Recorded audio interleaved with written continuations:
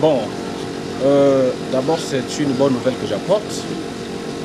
Je crois, vous savez que son Excellence, Monsieur le Président de la République, a engagé le pays sur la voie des réformes.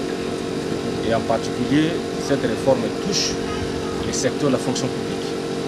Et ce secteur qui est conduit des mains de maître par son Excellence, Monsieur le VPM Jean-Pierre Liaou, qui venait de séjourner dans la province de Ubangi. Vous savez que dans le cadre de ce séjour-là, le VPM avait promis à la population du Nord Ubangi que pour le deuxième trimestre de l'année 2026, à titre exceptionnel, le Nord Ubangi allait être traité avec discrimination, mais que ça allait être une discrimination positive.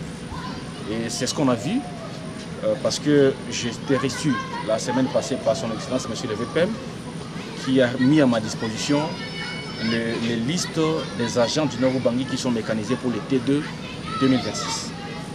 Ils sont 248, c'est énorme par rapport aux autres provinces.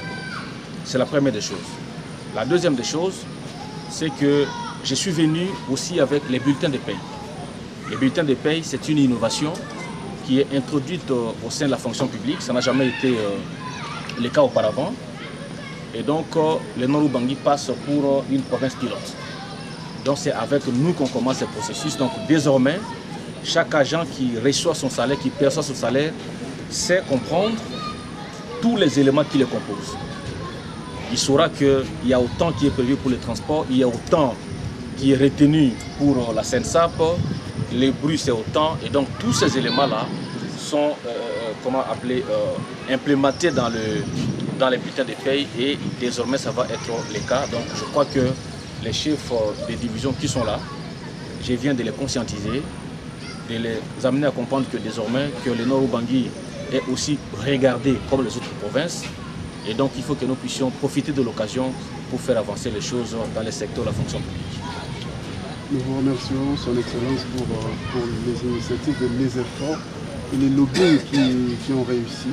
Et les agents, nous pensons qu'ils sont d'accord avec leur chef de division, à qui chacun aura peut-être quelque chose à dire en termes de satisfaction. Nous vous remercions.